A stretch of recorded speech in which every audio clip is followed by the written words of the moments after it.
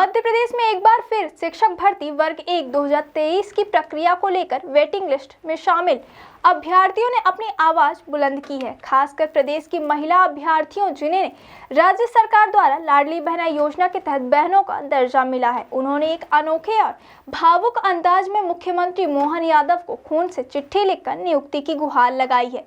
इन महिला उम्मीदवारों ने इंजेक्शन से अपना खून निकालकर चिट्ठी में लिखा, हम लाडली बहनें हैं लेकिन हमें सहायता नहीं, हमारा अधिकार चाहिए।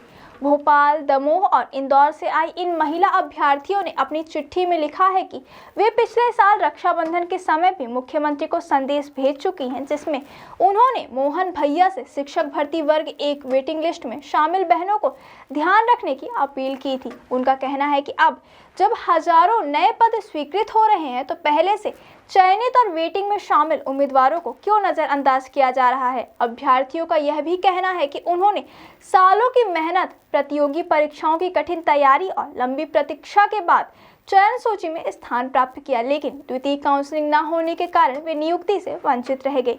इस प्रक्रिया से जुड़ी 2011 और 2018 की भर्तियों में द्वितीय काउंसलिंग की परंपरा रही है, लेकिन 2023 में इस परंपरा को तोड़ दिया गया। वेटिंग शिक्षक संघ के अध्यक्ष नीलेश गौतम ने बताया कि इस मुद्दे को लेकर वेटिंग अभ्यर्थियों में गहरा आक्रोश है। उन्होंने सरकार से मांग की है कि शेष बचे खाली पदों पर तत्काल द्वितीय काउंसलिंग के माध्यम से योग्य उम्मीदवारों को नियुक्ति की जाए।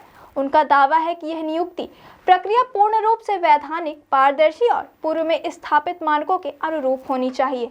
सरकारी आंकड़ों के अनुसार शिक्षक भर्ती 2023 के तहत कुल 8,720 स्वीकृत पदों में से अब केवल 5,053 पदों पर ही नियुक्ति हुई है। 2,901 पद अभी भी खाली हैं। इसके अलावा शिक्षक विभाग ने दिसंबर 2024 में 48,223 और जनजातीय कार्य विभाग ने 10,501 नए शिक्षकों के पदों को मंजूरी दी है। इससे वेटिंग अभ्यर्थियों की नाराजगी और भी बढ़ गई है। उनका कहना है कि जब इतनी बड़ी संख्या में नई भर्तियों की स्वीकृति दी जा सकती है तो पहले से चयनित वेटिंग अभ्यर्थियों को क्यों अनदेखा किया जा रहा है। इस पूरे घटनाक्रम ने एक बार फिर यह सवाल खड़ा कर दिया है कि क्या योग्य और मेहनती अभ्यर्थियों को केवल सरकारी नीतियों की तकनीकी पेचीदगियों में उलझाकर वंचित रखा जाएगा। क्या सरकार इन लाडली बहनों की भावनात्मक पुकार पर ध्यान देकर न्याय की राह प्रशस्त करेगी? जवाब आने वाले दिनों में सरकार की कार्यवाही से मिलेगा, लेकिन फिलहाल इन अभ्यर्थियों की आंखों में उम्मीद और दिलों में बेचैनी है।